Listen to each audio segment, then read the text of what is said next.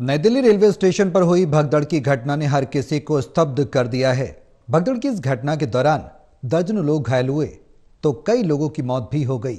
घटना को लेकर मृतकों के परिवार में शासन और प्रशासन के खिलाफ नाराजगी का माहौल भी देखा जा रहा है।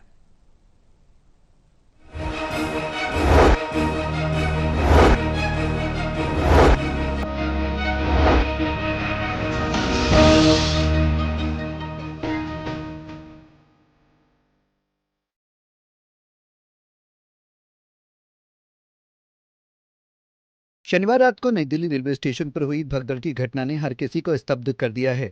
भगदड़ की इस घटना के दौरान दर्जनों लोग घायल हुए तो कई लोगों की मौत भी हो गई।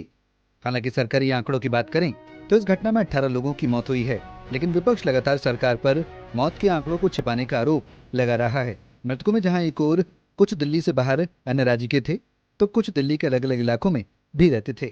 मृतकों के परिवार में शासन और प्रशासन के खिलाफ नाराजगी का माहौल भी साफ देखा जा रहा है। इन्हीं में से एक परिवार जो कि दिल्ली के किराड़ी इलाके में रह रहा था।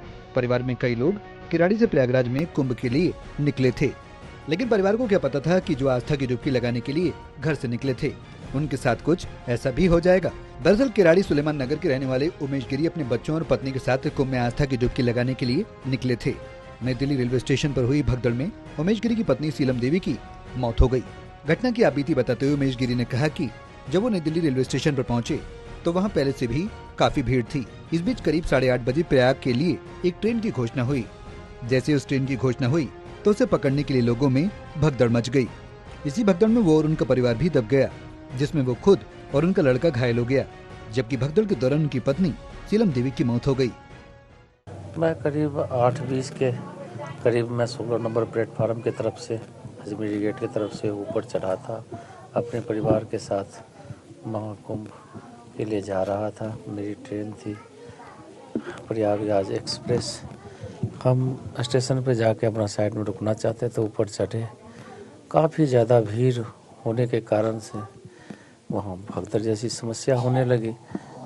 कैसे कैसे करके 16 नंबर प्लेटफार्म पकड़ करके आगे बढ़े 14 नंबर की तरफ। भीड़ इतनी तेज़ धक्का दिया सबको, मुझे लग रहा पहले से ही भगदड़ कुछ मचा था, जिस कारण उसके बाद जो बीच में जो गिरते गए वो दबते गए। मेरे सामने तो कम से कम 10-15 बॉडी थी। मेरा खुद पैर फंसा हुआ, मेरे बच्चे का फंसा हुआ। भगदड़ की पीड़ित ने रेलवे स्टेशन के मैनेजमेंट पर भी गंभीर आरोप लगाए। उन्होंने कहा कि घटना के बाद भी कोई देखने और सुनने वाला नहीं था। रेलवे प्रशासन की बदइंतजामी का ही परिणाम रहा कि इतनी बड़ी घटना हो गई, जिसमें कई लोगों की मौत भी हो गई। वहाँ तो प्रशासन ही जिम्मेदार है। उसके बाद भी जब थोड़ा खाली होने के बाद जब खींच खाच के हम लोग नीचे लेके गए बॉडी को, तब भी हमने कई बार बोला कि देखिए थोड़ा हेल्प कीजिए हमारी, लेकिन कहते थे कि इतनी बॉडी पड़ी है, मैं किस किस को करूं।